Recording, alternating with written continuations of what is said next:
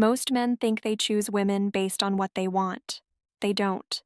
They're responding to something that was already decided before they ever spoke to her. There's a specific moment in every interaction where a man stops evaluating a woman logically and starts projecting. He doesn't notice when it happens. That's the problem. What he calls attraction is actually recognition. He's not seeing her. He's seeing a template that was built years before he met her, and that template determines everything that follows. Jung called this the anima, the unconscious feminine that lives inside every man. It's not a preference, it's not even a type. It's a psychological structure formed by the first woman who shaped his understanding of what female presence means. Usually his mother, sometimes someone else. But the identity doesn't matter as much as the imprint. This is where men misread the situation. They think they're making a choice. They think they're assessing compatibility, shared values, physical appeal. But what's actually happening is pattern matching. The woman in front of him either fits the internal template or she doesn't. If she does, he feels something. If she doesn't, he feels nothing. And here's what makes this dangerous. The template isn't about who the woman actually is. It's about who she reminds him of. Not consciously, not in a way he could name. But psychologically, the resemblance is already active. Men don't search for women. They wait to recognize them. This is also why sexual intensity varies so drastically between partners. It's not about technique. It's not about physical compatibility. It's about how closely a woman matches the anima projection. When the match is strong, desire is automatic. When it's weak, effort doesn't fix it. Men interpret this as chemistry. But chemistry is just a word for, this person fits the template I didn't know I had. The anima doesn't just influence who he picks. It influences how he perceives her once he's involved. If his template includes emotional unavailability, he'll be drawn to women who withhold. If it includes nurturing warmth, he'll lose interest in anyone who doesn't provide it. This isn't something he decides, it's something that was already decided. Now here's the part most men never realize.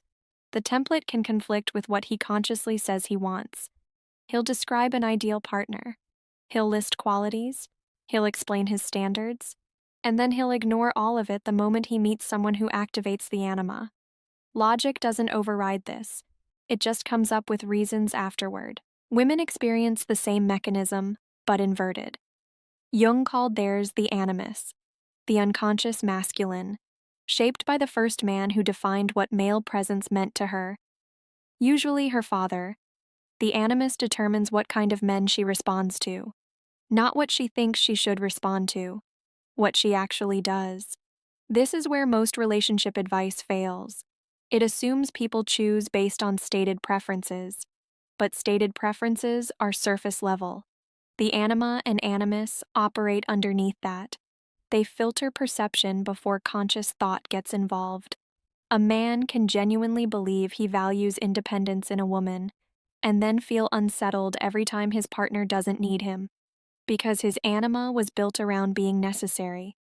The stated value and the internal template don't align, and when they conflict, the template wins. This explains why men repeat patterns even when they recognize them. He'll say he's done with emotionally distant women. He'll mean it. And then 6 months later, he's in the same dynamic. Because recognition overrides intention. The anima doesn't care what he learned. It only cares what it was programmed to respond to. Women do the same thing with different variables. A woman whose animus was shaped by an authoritative or controlling father will either seek that out or overcorrect so hard that she interprets healthy masculine presence as a threat. Either way, the template is running the interaction. And here's the complication. The anima and animus aren't static. They evolve. But only through disruption, not through intention. You don't reprogram them by deciding to. You reprogram them by encountering someone who doesn't fit the template but still generates a response. That's rare. Most people never encounter it. They move through relationships that feel intense because the template is activated, or they feel empty because it isn't, and they assume that's just how attraction works. But what they're experiencing isn't attraction. it's projection. The anima is why a man will describe a woman as perfect even when she objectively isn't. She's not perfect, she's familiar.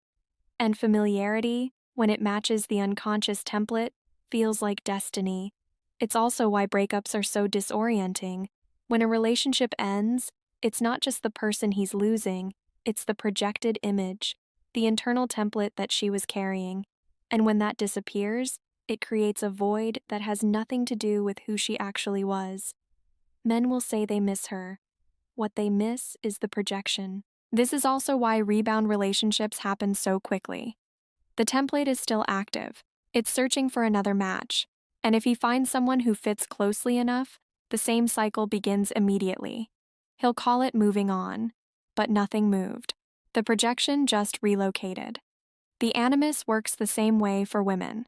A woman will feel drawn to a man because he fits the unconscious masculine template, not because he's actually good for her, not because the relationship has potential, because the internal structure recognized him. And once recognition happens, logic becomes secondary. This is why people stay in relationships they know aren't working. The anima or animus is still engaged, the projection is still active, and as long as that's true, walking away feels like losing a part of themselves. Because in a sense, they are. Jung believed that integrating the anima or animus was essential for psychological maturity. But integration doesn't mean controlling it. It means becoming aware that it exists, that the attraction you feel isn't always about the person in front of you. Most people never get there. They assume their feelings are direct responses to reality. They're not. They're responses to an internal template interacting with reality, and the template was built before they had any say in it. This is also why sexual satisfaction varies so unpredictably. It's not about experience. It's not about communication. It's about whether the anima or animus projection is fully activated. When it is, sex feels necessary. When it isn't, it feels optional. And no amount of physical attraction compensates for that absence. Men interpret this as compatibility, but compatibility is just another word for the projection is working. The anima is also why some men feel unsettled in relationships that are objectively healthy.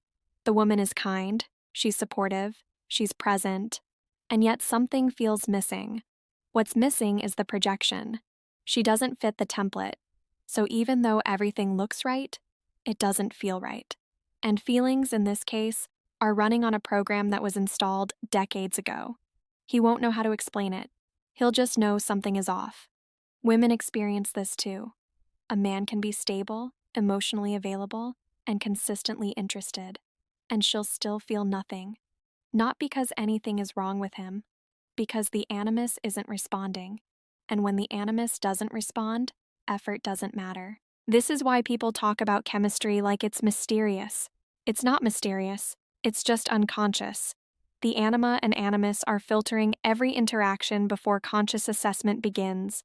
And by the time you're aware of what you feel, the decision was already made. The template either recognized the person or it didn't. Most relationships are built on that recognition, not on who the person actually is, on whether they match the internal structure that was formed years before they met. And once that structure is activated, it becomes very difficult to see clearly. Because you're not seeing the person, you're seeing the projection. And the projection feels more real than reality. This is also why people describe their exes differently over time. Immediately after a breakup, they focus on what was wrong, but months later, they start remembering what felt right. What felt right wasn't the person, it was the anima or animus projection functioning as it was designed to. And that projection doesn't disappear just because the relationship ended. Jung argued that every man carries an unconscious feminine and every woman carries an unconscious masculine. And those unconscious structures determine far more than people realize. They determine who you're drawn to, how you interpret their behavior, what you're willing to tolerate, what you can't tolerate, and whether the relationship feels meaningful or hollow. All of that is happening beneath conscious awareness. Most men never question why they feel what they feel. They just assume the feeling is accurate. But the feeling is a response to a template. and the template was built by someone who isn't in the room. That's the part no one talks about. When a man says a woman is special, he's often describing how well she fits the anima projection. When a woman says a man feels different, she's describing the animus activation. Neither one is seeing the person clearly. They're seeing the internal structure reflected back. And as long as that reflection stays intact, the relationship continues. But the moment the projection breaks, everything shifts. Not because the person changed, because the lens changed. And once the lens changes, it doesn't go back.